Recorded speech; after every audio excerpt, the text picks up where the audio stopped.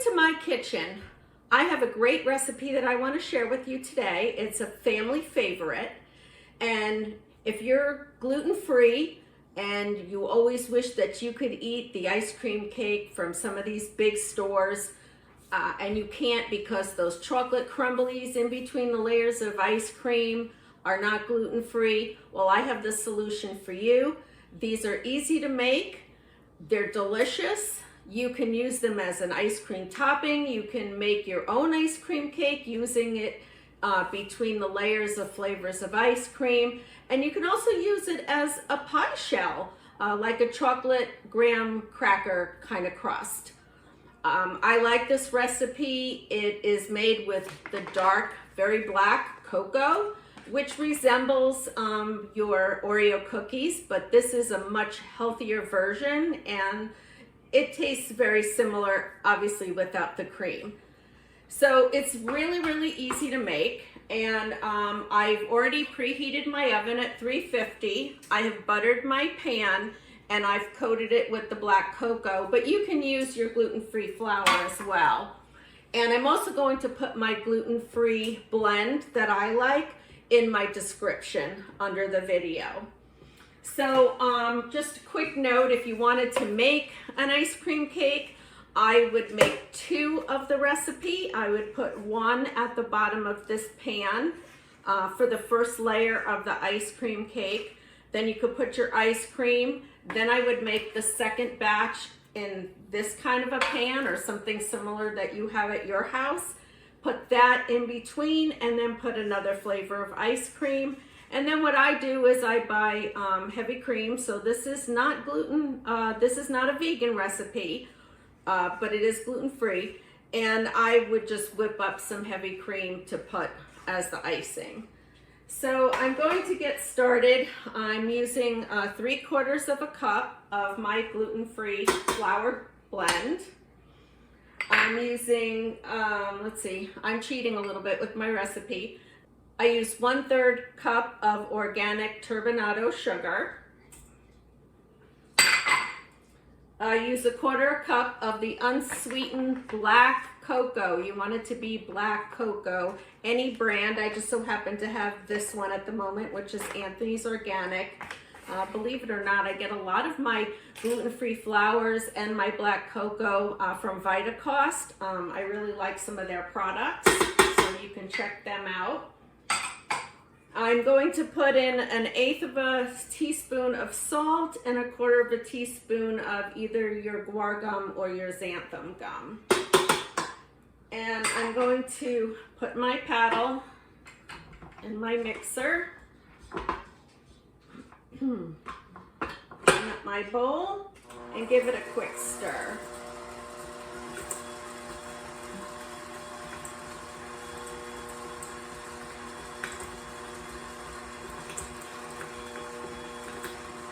Once you have that all mixed together, you want to put in 5 tablespoons of cold, unsalted butter. And now you want to mix it until everything gets really crumbly. It only takes a few minutes. And maybe you want to do that on like a medium setting if you happen to have a tabletop mixer. You can make this with a hand mixer as well.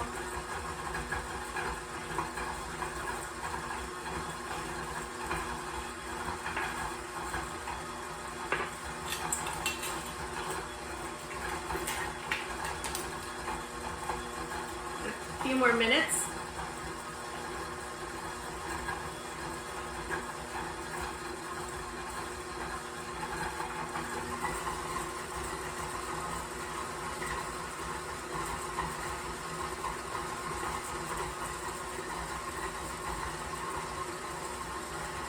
I love this recipe. You can pretty much do anything with it. Now with the summer months coming, eating a lot of ice cream, it's really good just sprinkling it on top. But my family likes homemade ice cream cakes.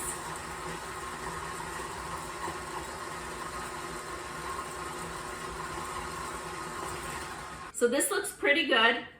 You want to make sure all the butter is incorporated with the dry ingredients. And so now I'm going to add the vanilla and we'll be ready to cook it. So it's 1 tablespoon of vanilla extract. I use the one from Trader Joe's. It's called Pure Bourbon Vanilla Extract. Gonna give it another mix for another minute or so, and it's done. Very, very easy recipe.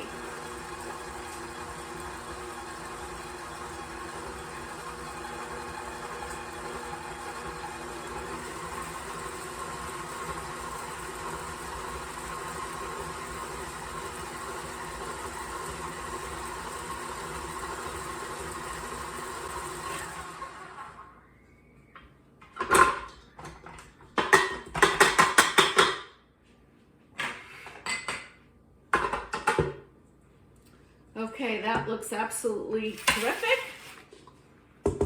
And I'm just going to dump it in my pan. And as you can see, it's quite dry. And I'm just going to spread it around evenly.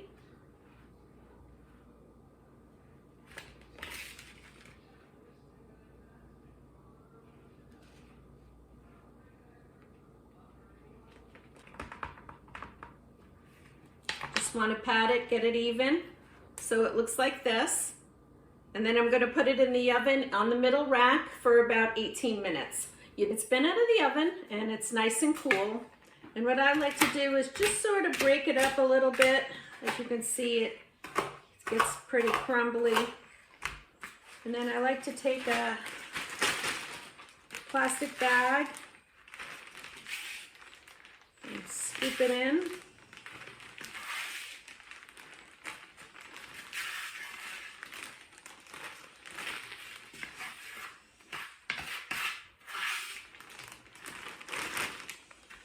And then you can just sit there and squeeze it and break it all up.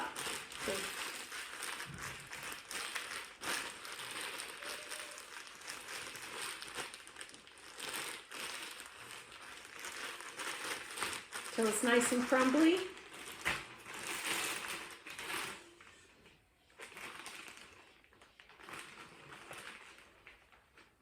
And sprinkle it on top of your favorite ice cream.